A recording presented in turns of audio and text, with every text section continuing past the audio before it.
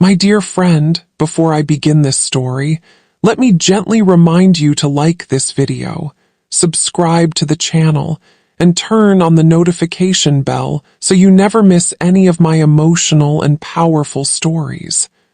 Also, tell me in the comments where in the country you are watching from. I love knowing who is sitting with me from every little corner of America. Now let us begin.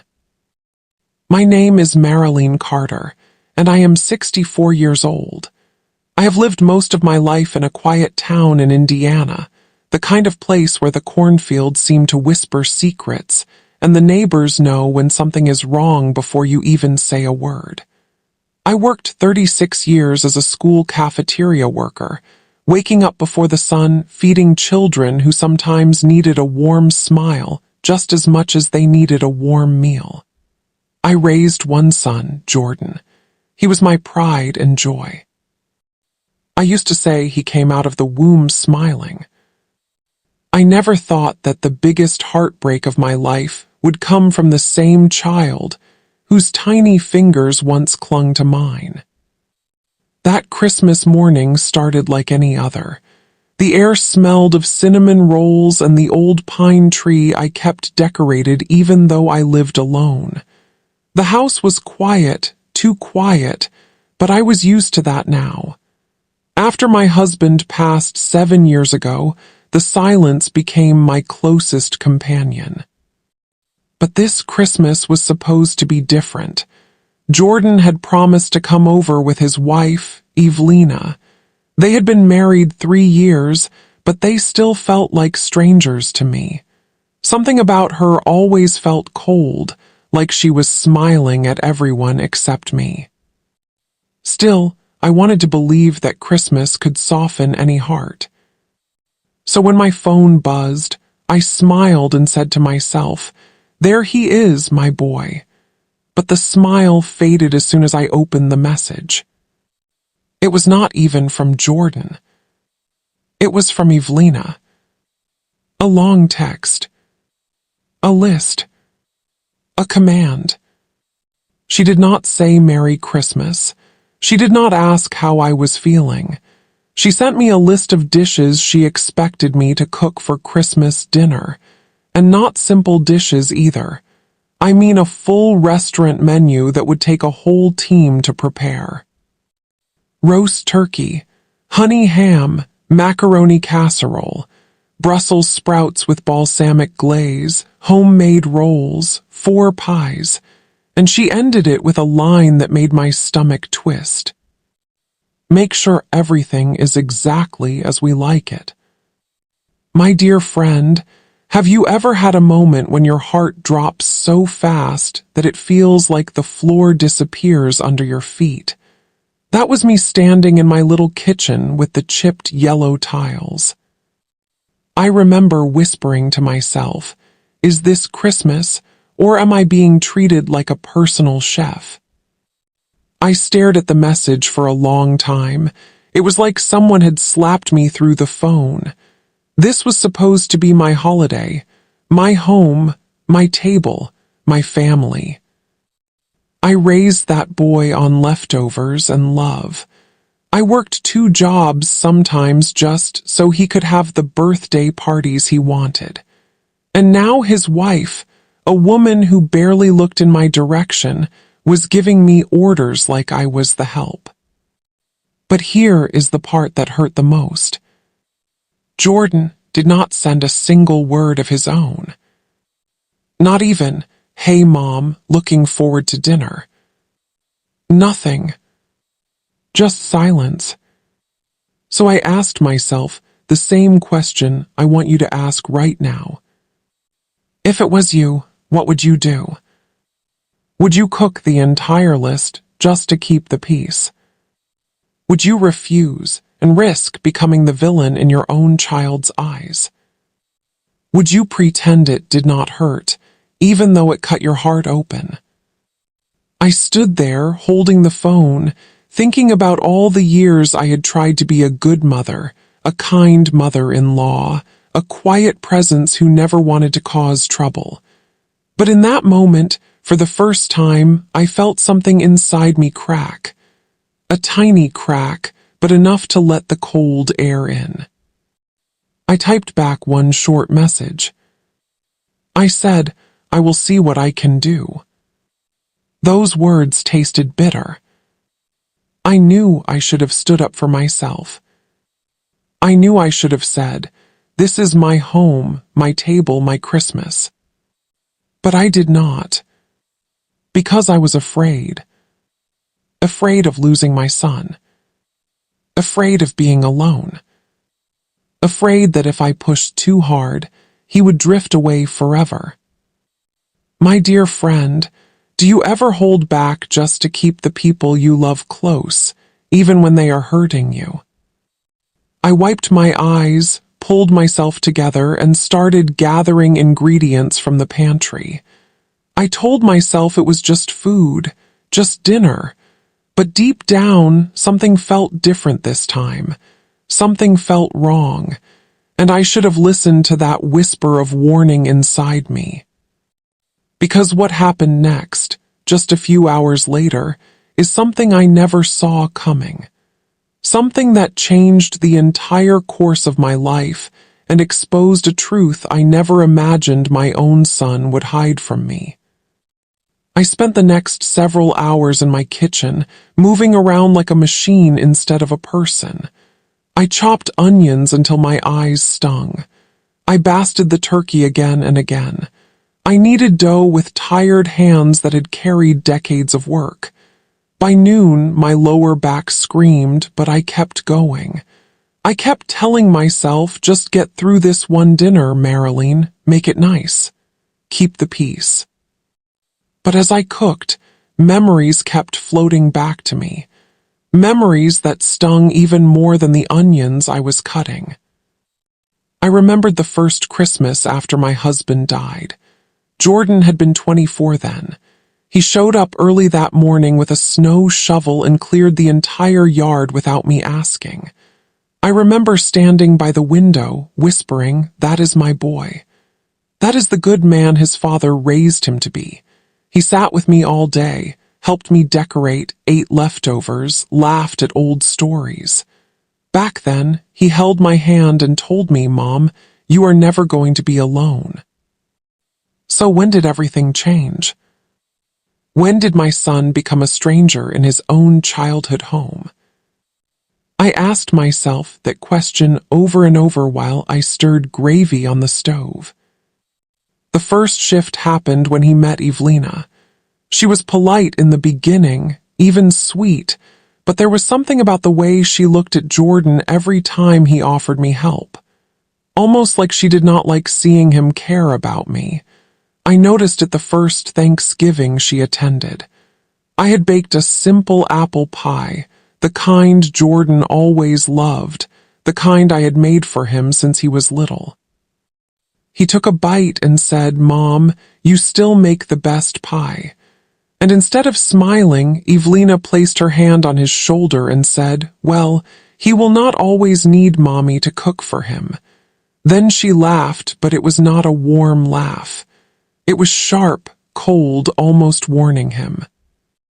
Little things like that kept happening. A comment here, an eye roll there, a subtle push that slowly pulled him away from me, but I ignored it every time. I told myself it was just new marriage tension. I told myself I was imagining it. I told myself Jordan loved me and no one could ever change that. But sometimes love does not vanish all at once. Sometimes it slips away quietly, like a slow leak you do not notice until the floor is flooded. So on that Christmas afternoon, while the house filled with smells of food and memories, I fought back tears and kept cooking. The clock ticked, the candles burned low, and finally, 3 hours later than promised, I heard the crunch of tires in the driveway. They were here. I wiped my hands on my apron, straightened my sweater, and whispered to myself, "Be calm, Marilyn. Do not make this a problem. You can do this." But the moment the front door opened, my heart fell. Jordan walked in first, looking tired, detached, like a man who had forgotten who he used to be. Behind him came Evelina, carrying nothing at all. Not a single dish. Not even a small dessert. She did not say hello. She did not smile. She just walked in like she was inspecting the place. Her eyes scanned my living room, the decorations, the table I had worked so hard to set. Then she said something I will never forget. "Is that all you cooked?" Not a greeting. Not a thank you. Not even a Merry Christmas. Just that. I felt heat rush up my neck. I opened my mouth to explain that I had made everything she asked for, but before I could speak, Jordan stepped in front of me and said, "Babe, it smells great in here. Just relax." But he said it to her. Not to me. Not even acknowledging the work I had put in. My dear friend, have you ever felt invisible in your own home? I tried to smile. I tried to keep my voice steady as I said, "Dinner will be ready in a few minutes. I hope you both came hungry." Then Evelina dropped the next bomb. "Actually, we invited 2 guests. They are on their way." Guests. Guests I had never heard of. Guests I had never prepared food for. Guests she invited without asking me on Christmas in my own home. I felt something twist deep inside me, a sharp, painful twist. I looked at Jordan. I waited for him to speak up, to say something, to defend me, to set a boundary, anything. But he just gave me a small shrug. A shrug. As if this was all fine. I whispered, "Jordan, you did not tell me." He avoided my eyes. That was when I knew he was hiding something. Something bigger than this. Something that had been building for months. My hands began to tremble. My heart pounded. I tried to focus on breathing, but then I heard a car pulling up outside. The guests. Whoever they were. Whoever she had chosen to bring into my home without warning. I walked toward the window, unsure what I would see, and when I looked out, my whole body froze. Because stepping out of that car was someone I never expected. Someone who should not have been there. Someone whose presence meant that everything I believed about my son had been a lie. And right there, in that moment, my dear friend, I felt my world tilt. Who was it? Why were they there? And what truth was about to destroy my Christmas? I stood at the window with my hand pressed against the cold glass. Outside, a car door opened slowly, almost dramatically, the way scenes unfold in those emotional movies. At first, I thought maybe it was a neighbor or one of Evelina's many acquaintances she always felt the need to impress. But then the person stepped forward, and my breath caught in my throat. It was my sister-in-law, Justine. Justine, the woman who had not spoken to me in almost 10 years. Justine, who blamed me for things I never did. Justine, who spread whispers about me after my husband died. Justine, who once told me in front of my own family that I was holding Jordan too close for my own good. She was the last person I ever expected to see on Christmas, and certainly the last person I wanted in my home. I felt the room tilt, my balance slipping for a moment. I held onto the edge of the table to steady myself. My heart thudded hard inside my chest, not with fear, but with confusion. Why would Evelina invite her? How did they even know each other? And why had Jordan not said a word? Justine walked toward the house with that same practiced smile, the one she used at funerals when she wanted people to believe she cared more than she did. Behind her came her husband, Trevor, who had never once looked me in the eye after my husband passed away. They looked comfortable, familiar. They looked like they belonged there more than I did, and that realization hit me like a cold slap. I stepped back from the window, my voice barely a whisper. Why are they here? Evelina, who had been smoothing her coat in the mirror like she was preparing for a magazine cover, answered without even turning toward me. I invited them. We've been talking for months. I thought it was time we had a real family Christmas. Family. Family. The word echoed in my head with a painful sting. So I asked the only question I could manage. Why was I not told?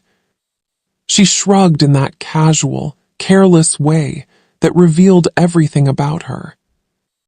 It was a last-minute decision. Marilyn, relax. It is Christmas. There it was again. That tone. The tone people use when they want you to feel small. The tone she had mastered. But something deeper stirred in me then. A memory. A moment. Something I had buried years ago because it hurt too much. I remembered the last time Justine and I had spoken. It was at my husband's memorial gathering.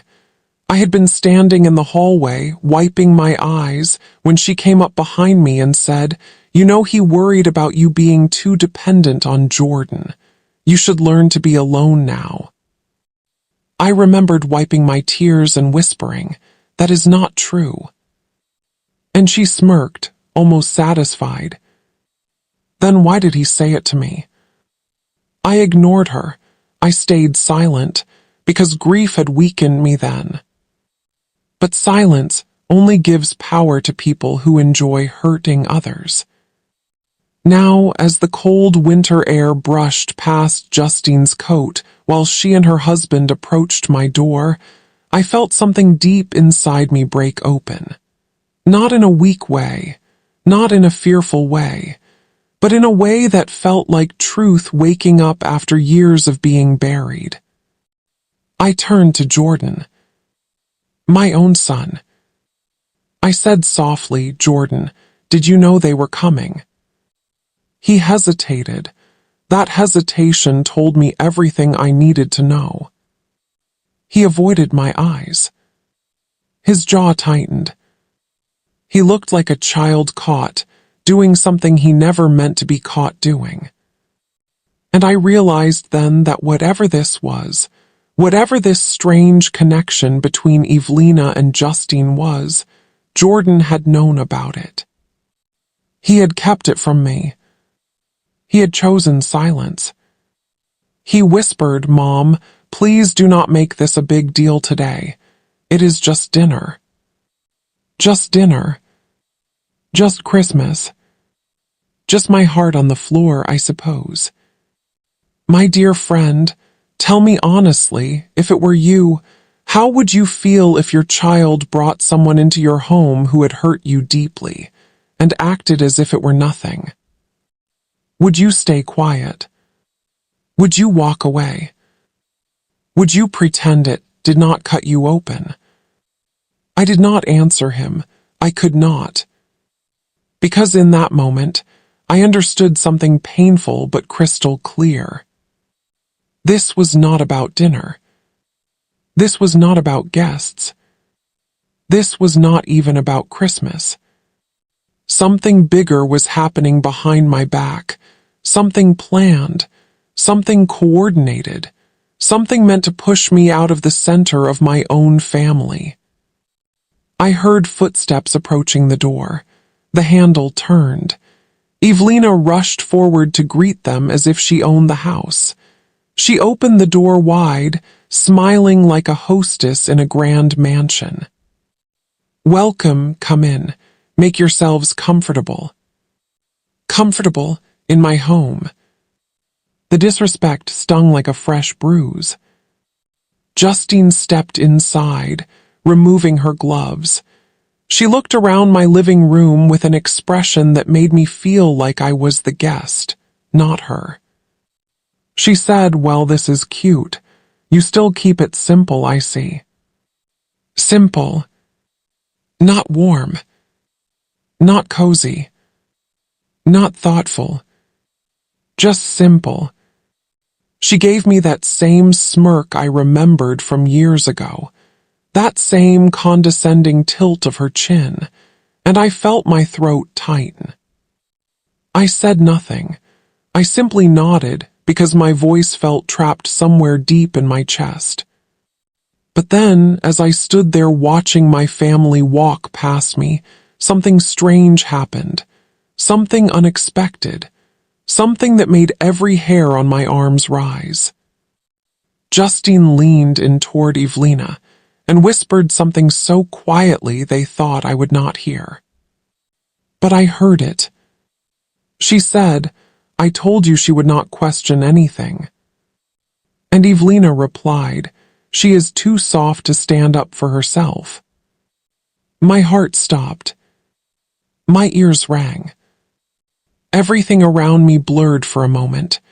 Jordan, the guests, the food, the lights, all of it melted into the background. Because now I knew. They had been talking about me. They had been planning something. They had been expecting me to stay quiet. But why? What were they saying behind my back? What were they trying to do? And most importantly, what were they trying to take from me? My dear friend, that whisper changed everything. It was the spark that lit the fire inside me. The moment I realized that staying silent was exactly what they wanted. But Christmas was far from over, and the truth was only beginning to show its face. After Justine and her husband walked into my home as if they owned it, and after hearing that sharp whisper between her and Evelina, I felt my chest tighten. My heart beat too fast. My hands began to shake slightly, not from fear, but from a rising pressure I could no longer keep buried. I excused myself and walked toward the kitchen. I told them I needed to check the turkey, but truly I needed to breathe. I needed space. I needed a quiet moment to think about what I had just heard. I stepped into the kitchen, leaned against the counter, and closed my eyes. My mind went back and forth between the past and the present like a broken seesaw. Their words echoed in my head. She will not question anything. She is too soft to stand up for herself. My dear friend, I want to ask you a question. Has anyone ever mistaken your kindness for weakness? Have you ever given love so freely that people believed they could walk over you? That was how I felt standing in that kitchen. Used. Dismissed. Underestimated. But something stronger bubbled inside me, something I had not felt in years, a firmness, a spark, a voice inside me saying, "Open your eyes, Marilyn, something is wrong, look closer." I wiped my hands on a towel and looked around my kitchen. Everything seemed normal. The turkey rested on the counter, the pies cooled on the table, the rolls were rising in the oven. But then, as I stepped toward the pantry to grab the serving plates, I noticed the door was slightly open. I never leave my pantry door open. Never. I keep everything organized in there, labeled and neat. It is the way I have always been. So when I saw that small crack in the doorway, something told me to look inside.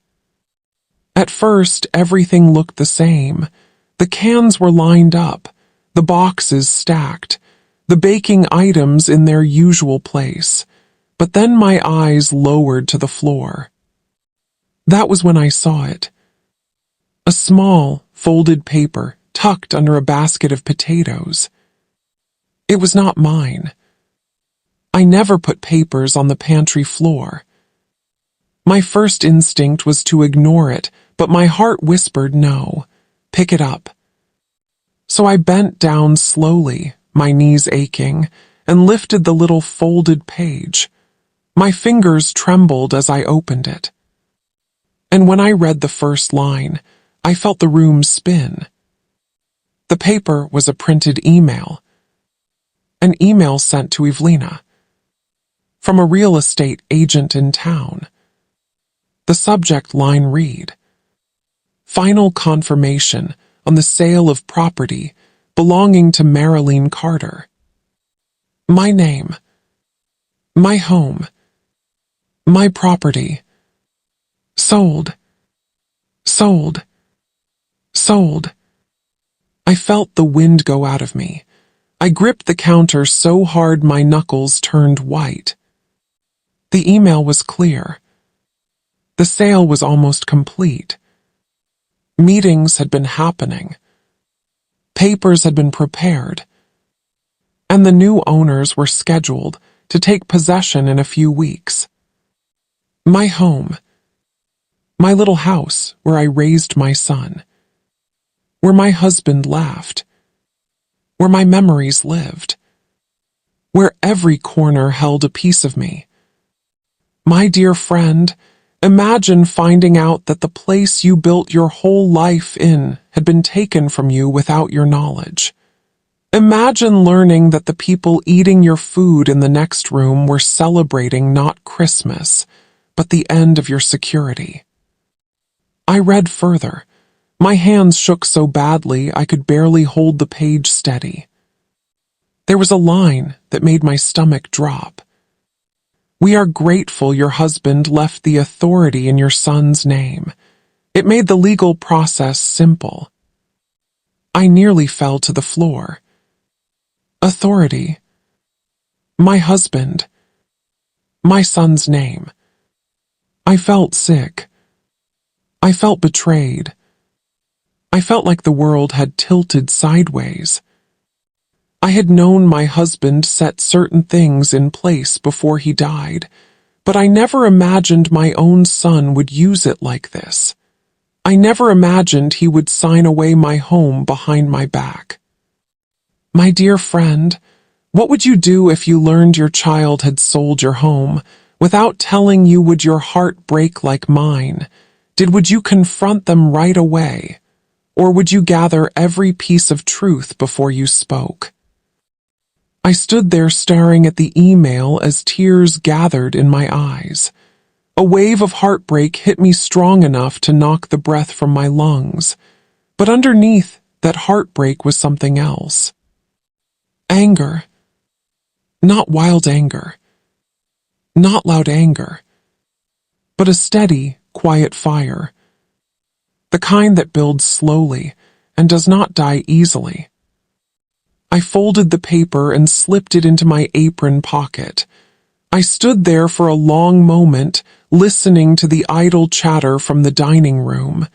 They were laughing, laughing, as if nothing wrong had happened, as if they were celebrating something wonderful.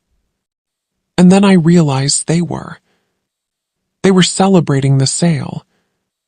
They were celebrating the end of my independence.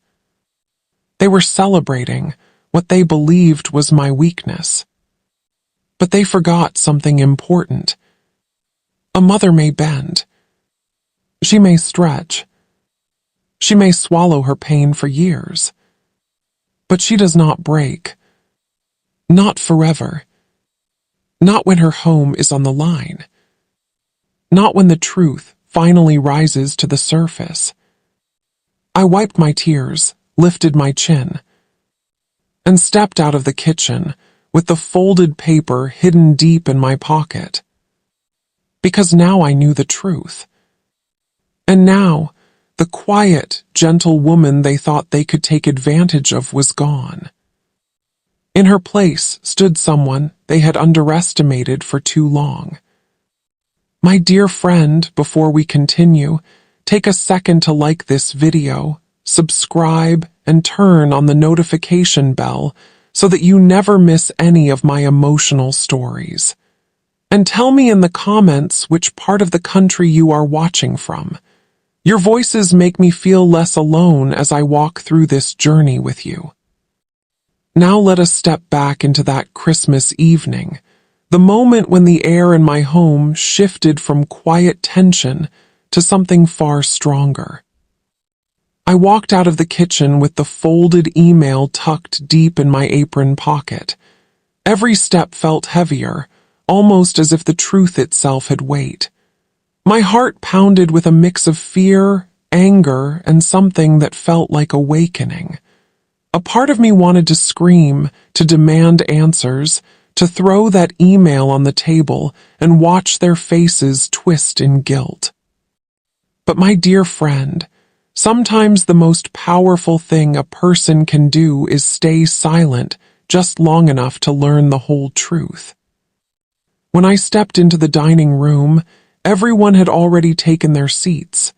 Evelina sat at the head of the table as if she owned the place.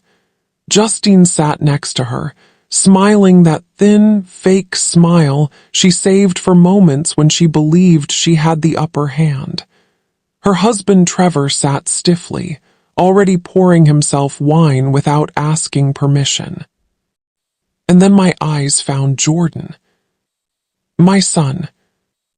My boy who once held my hand at the grocery store. The same boy who cried on my lap when he scraped his knee. The boy I fed, clothed, protected, and poured my entire heart into. He looked at me, and for the first time I saw something I had not seen before. Guilt, shame, and fear. Not fear of me. Fear of what I now knew. I took a slow breath and walked toward the table. I placed the turkey down gently, though my hands trembled beneath the surface. The room went quiet. Even the clinks of utensils stopped. It was as if everyone sensed something had changed. Evelina cleared her throat and said loudly, as if announcing something at a formal event, "Well, finally. We thought you fell asleep in there." She laughed. No one else did. I forced myself to smile, a small, polite smile, not friendly, not weak, just controlled.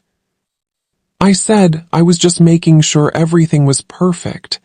After all, it is a special night. Justine leaned back in her chair and crossed her arms. Oh yes, very special. A perfect night for new beginnings. I looked directly at her. New beginnings. Her smile faded just a little, just a small twitch, but enough for me to feel a small spark of strength.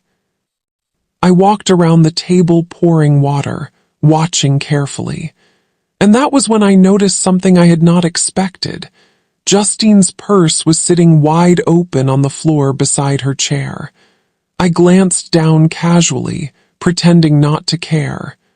Inside, right on top, was a folder with my name written on the front. My name. My stomach tightened, my breath hitched. But I kept moving, pretending nothing was wrong. The moment I sat down in my chair at the far end of the table, Evelina took control again. She said, anyway, before we start eating, I think we should talk about something important. My fingers curled around the edge of my chair. There it was. The reason they had all come. Not for dinner. Not for Christmas. But for something else, something planned. I said, oh, something important. My voice was calm, but inside, my heartbeat felt like thunder. Justine leaned forward, placed her folded hands on the table, and said, "We think it is time for you to consider a more manageable living situation, Marilyn." My dear friend, Do you know what that means? Do you know how it feels to have someone suggest you cannot live in your own home anymore? Like you are a burden. Like you are a child who cannot make decisions for yourself. My chest burned. I looked at Jordan. He would not meet my eyes. He stared down at his plate like it held every answer he was too afraid to say. I said softly, a manageable situation. I am 64. I am not 89. Justine waved her hand dismissively. We are not saying you cannot live alone. We are just saying you should not live here. This house is too much for you. You need something smaller. Smaller. The word felt like a blade. Evelina jumped in quickly, her voice syrupy sweet. We worry about you. This place is old. The steps are steep. The yard needs too much work. You should think about something easier on yourself. I wanted to laugh. Not because it was funny, but because the lies were so polished they almost sparkled.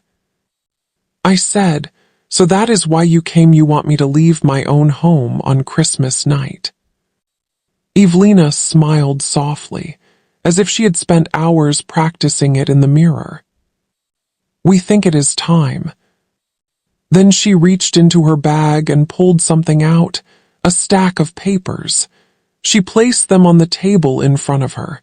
My eyes locked onto them immediately. The top page read, Residential Care Agreement. Assisted Living Intake Packet. My throat closed. Assisted living. On Christmas. Without my knowledge. Behind my back. I whispered, an assisted living facility. Justine nodded proudly, like she was announcing a prize. It is a nice one, quiet, affordable, and you will not have to worry about anything anymore. Affordable. I almost choked. My home was being sold for a sum that could support me for years, but they were planning to put me in a small room and pocket the rest. My dear friend, imagine sitting at your own dinner table, surrounded by people who planned your removal as if you were furniture being moved out of the way. I looked at Jordan again. His eyes were red. His fingers shook slightly. I said quietly, Jordan, do you agree with this? He swallowed hard. He said, Mom, we are doing what is best for you. Those were the words that broke something inside me. Not because of their meaning, but because he did not believe them. I could hear it in his voice. I could see it in his eyes. He was hiding something. Something deeper. Something that terrified him. I leaned back, folded my hands, and said, well then, if this is a conversation you want to have, let us have it honestly. Justine smirked, thinking she had won. Good, because we have already taken the first step. The room went silent. Even the candles flickered, as if listening. I felt a cold rush down my back. The first step. I already knew what she meant, but I needed to hear it from her mouth. I said, and what step is that? She lifted her chin proudly and said, we finalized the sale of the house yesterday. The words hit me like a physical blow. But before she could blink, I reached into my apron and pulled out the folded email. And the moment their eyes landed on it, all the fake smiles disappeared. I placed the folded email on the table with a calmness that even surprised me. My hand did not shake. My voice did not tremble. It felt as if something inside me had settled into place, like a woman who had finally remembered who she was. Evelina froze mid-sentence. Justine's smirk melted. Trevor stopped chewing. And Jordan's face went pale, the kind of pale that comes from a truth you can no longer hide. I looked around the table and said, "Before any of you continue this conversation about my future, there is something I think you should see." I unfolded the paper slowly, letting the tension rise like steam in the room. I held it so everyone could read the bold words at the top. Final confirmation on the sale of property belonging to Marilyn Carter. Not one of them took a breath. I said this was in my pantry. Someone must have left it there by mistake. Quite careless, considering how important it seems. Evelina's lips twitched. Justine's eyes darted to her purse. Trevor shifted uncomfortably. And Jordan, my boy. He looked like a man drowning. I asked softly, "So tell me, which one of you planned to inform me that you are selling my home behind my back?" Justine was the first to break. She lifted her chin and snapped, "You were going to find out eventually. There is nothing wrong with preparing for your future." I stared at her. My future. Or your convenience. She opened her mouth, but I lifted a hand and she closed it again. For once, she listened. Evelina sat up straighter, forcing a polite smile. "Marilyn, we only did this because we care about you. You cannot keep living in this house alone. It is unsafe. It is too much work. You need support." I said, "And the money from my home, where would that go?" Silence. The type of silence that answers every question. Trevor cleared his throat and muttered, "It would help cover your care." Care. Another blade disguised as kindness. I leaned forward and said, "And who told you I needed care?" Justine scoffed, "You are aging, Marilyn. We are just being realistic. Someone has to make decisions." Aging. Realistic. Decisions. My dear friend, it is painful to realize that some people look at your years of strength and reduce them to weakness. But I did not let their words sink in. Not this time. I turned my gaze to the only person whose answer truly mattered. "Jordan." I said gently, "My son, look at me." He lifted his head slowly, like it weighed more than he could carry.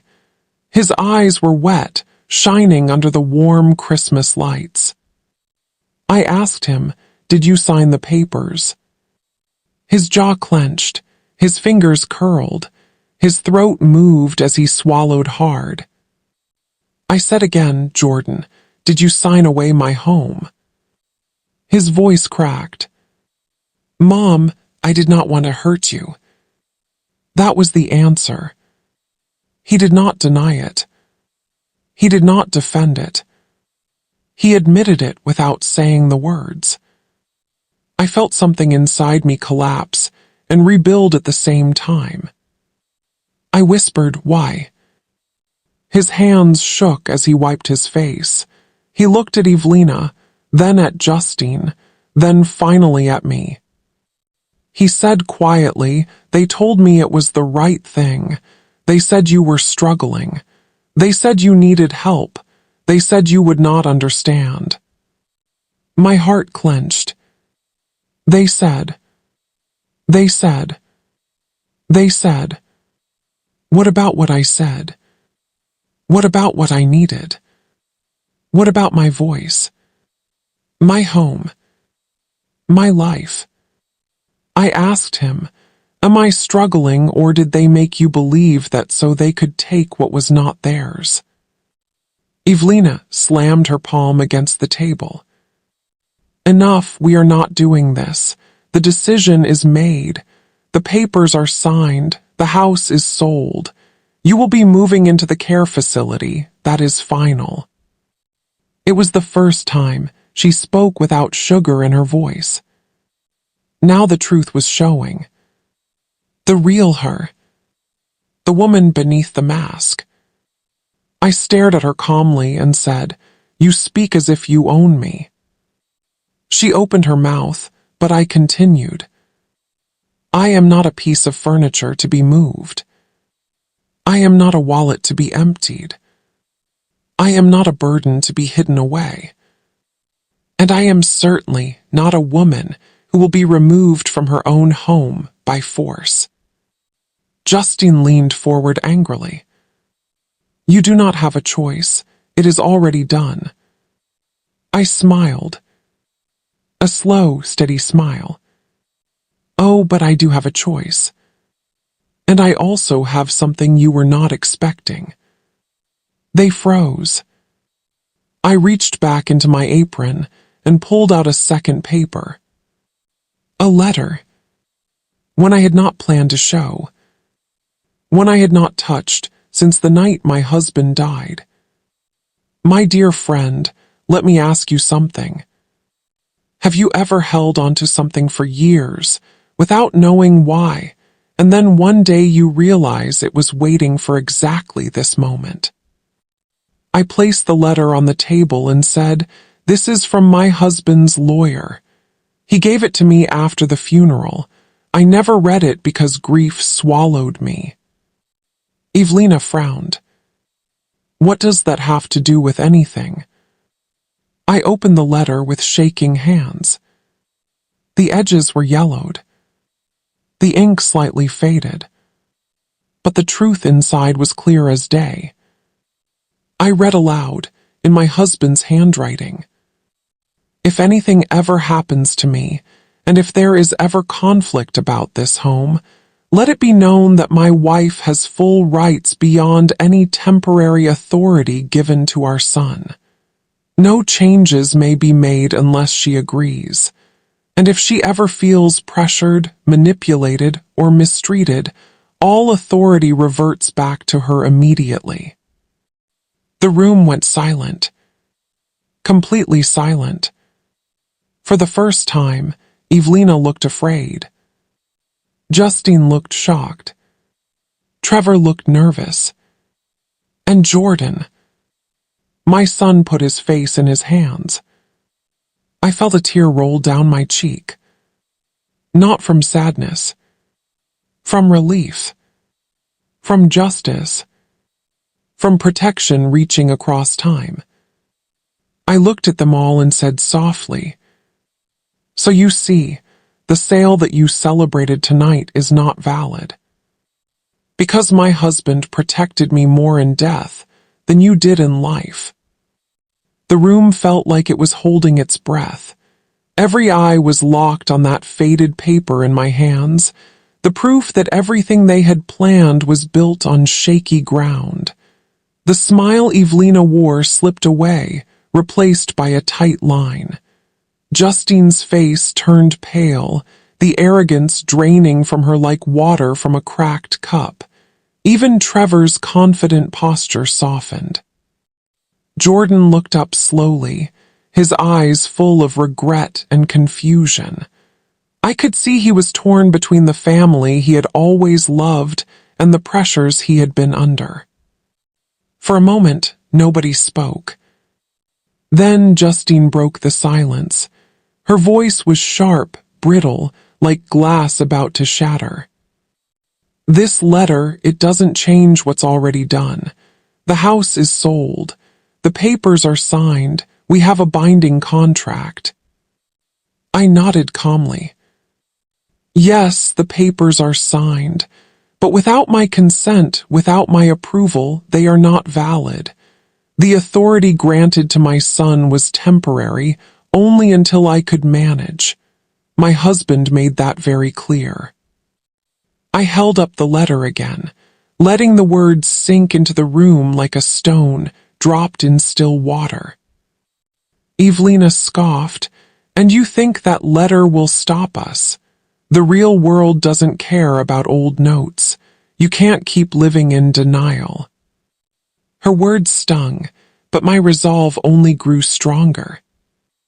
I said, "The real world also doesn't care for deceit, but I have legal counsel now, and they have already reviewed this letter.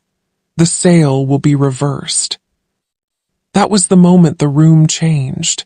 The weight shifted. The confidence they wore like armor began to crack. Jordan's voice finally broke through, soft and shaky. "Mom, I didn't know the full story. I didn't want to hurt you. I thought I was doing the right thing." I looked at him with tears in my eyes, not from anger but from heartbreak. "Son, sometimes the right thing is not the easiest thing, and the truth is always worth hearing, no matter how painful." The others shifted uncomfortably. The festive glow of the Christmas lights seemed to dim, replaced by a cold, heavy silence. Justine's face twisted with frustration. "This isn't over. You think you can fight us? You're alone." But I smiled, a smile born of quiet strength. "Alone? No, I have something stronger than deceit and manipulation. I have my truth. I have my son's love beneath the confusion, and I have the power to protect what's mine." Evelina stormed out of the room, muttering under her breath. Justine and Trevor followed her, their departure as abrupt as their arrival. I looked around the empty dining room, the echoes of their footsteps fading. Jordan reached across the table and took my hand. "Mom, I'm sorry. I want to help fix this." My dear friend, that moment taught me something important. Even when those closest to us stumble, when mistakes are made, there is always a chance to rebuild. But it requires courage to speak, to listen, and to stand firm. Tell me, if this were your family, how would you face such betrayal? Would you forgive? Would you fight? Would you walk away? I want to hear from you. After the confrontation, the house felt quiet in a way it hadn't before. The tension hadn't left completely, but something had shifted, a new current of hope flowing beneath the surface.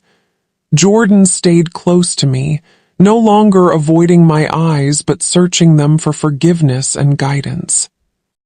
One afternoon, a few days after that difficult Christmas dinner, the phone rang. It was a number I didn't recognize. When I answered, a calm, reassuring voice greeted me. "Mrs. Carter, my name is Allison. I'm a legal aid worker with the local senior advocacy group. A friend told me about your situation, and I want to help." My heart skipped a beat. I had never imagined help would come from a stranger, a quiet warrior standing in the background waiting to step forward. Over the next weeks, Allison became more than just an advocate. She became an ally, a guide through the maze of legal battles, family drama, and emotional turmoil. She helped me understand my rights, gather evidence, and prepare to challenge the sale of my home. But the fight wasn't just legal. It was emotional, too.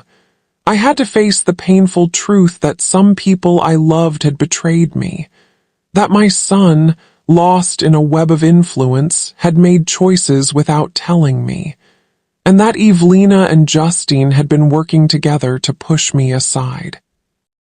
There were days when I felt overwhelmed, when I wanted to give up, when the weight of it all seemed too heavy for my tired shoulders. But every time I felt that way, I asked myself, what would my husband say? What would I want my younger self to hear? And slowly, piece by piece, I built my strength back. I called Jordan one evening and said, "Son, we need to be honest with each other. No more secrets." He nodded, tears in his eyes. He told me how Evelina had pressured him, how Justine had whispered doubts into his ear, and how he'd felt trapped. I said, "Thank you for telling me. That is the first step to fixing this." Together, we started mending the cracks, not all at once, but slowly. He reached out to the lawyer, canceled the sale, and took steps to make sure my rights were protected.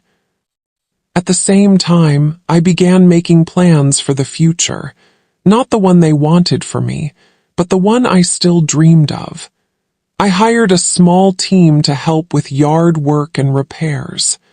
I talked to neighbors, reconnected with old friends, and found joy in the simple things I had almost forgotten. My dear friend, have you ever felt pushed aside by the people you love? Have you ever wondered if your voice still matters? I want you to know it does. It always does. This journey taught me that strength is not about fighting alone, but about knowing when to ask for help. It is about standing firm in your truth, even when the world tries to tell you otherwise. After the legal battles began and the sale of my home was stopped, a strange calm settled over the house. The tension from Christmas night lingered, but something had shifted. Jordan and I were slowly finding our way back to each other. The silence that had grown between us began to fill with honest conversations, apologies, and cautious hope. One afternoon, while sitting on the porch watching the leaves fall, Jordan turned to me and said, "Mom, I never wanted to lose you. I just got scared." His voice cracked with the weight of guilt and love tangled together. I reached out and took his hand, squeezing it gently. "I know, son, and I'm here. We'll get through this together." But healing wasn't easy. Justine and Evelina had left a mark, one that needed to be acknowledged before it could fade. I decided to reach out to Evelina, not to fight, but to understand. I invited her for coffee. She came hesitantly, eyes guarded. We talked not about blame or betrayal, but about fear, loneliness, and the pressure she felt to help me. That conversation didn't fix everything, but it cracked the wall between us just enough to let light through. My dear friend, have you ever sat across from someone who hurt you and found the courage to ask, why did you do this? It's not easy, but sometimes that courage is the start of true healing. Then came the surprise no one expected. A few weeks later, a letter arrived from a local community group offering assistance and companionship to seniors in our town. They had heard about my story and wanted to help me create a place where others like me could feel safe and respected. That idea sparked something new inside me, a dream to turn my experience into something meaningful. Together with Jordan and a few trusted friends, we started working on a community center for seniors, a place where voices would be heard and dignity would be restored. I realized that winning wasn't about revenge or bitterness. It was about reclaiming my life on my own terms and helping others do the same. So I ask you, my dear friend, when life knocks you down, how do you rise? How do you find your strength not in fighting others, but in rebuilding yourself? I hope my story inspires you to stand firm, to speak your truth, and to never lose hope. Months passed since that tense Christmas night. The legal battles slowed as my husband's letter protected me, and Jordan stood by my side, rebuilding trust one day at a time. The house was no longer just a building. It was a symbol of resilience, a place where love and history lived. But the real victory was not in the courtroom. It was in the simple moments. One chilly morning, as snow gently covered the yard, I sat on the porch swing wrapped in a warm blanket. Jordan brought me a cup of tea, and we talked about the future, not with fear, but with hope. That day, I realized I had won not because I fought bitterly, but because I stood quietly strong, because I refused to be erased, because I embraced the power of truth, patience, and love. I invited my family, including Justine and Evelina, to sit with me one afternoon. There were no accusations, no bitterness, just honesty. I said this house, this family, this life, it is not perfect. We have all made mistakes, but we can choose to heal, to respect each other, and to move forward. Slowly, the walls they built around me began to crumble, not through anger or revenge, but through grace and quiet strength. My dear friend, what would you do if you found your voice again after years of silence? Would you shout? Would you whisper? Would you simply stand tall and say, "Here I am"? This story is not just mine. It is for every person who has felt invisible, pushed aside, or silenced. It is for anyone who has ever needed to find their way back home, to themselves. So as the snow falls softly outside my window, I thank you for being here with me, for listening, for believing. Remember, strength is not always loud. Sometimes it is the quiet courage to hold on and keep going. If you found hope in this story, please like this video, subscribe, and share it with someone who needs to hear it. Tell me where you're watching from in the comments. I want to know who walks this path with me. From my heart to yours, thank you for being here. Until next time, stay strong, stay kind, and never forget your worth.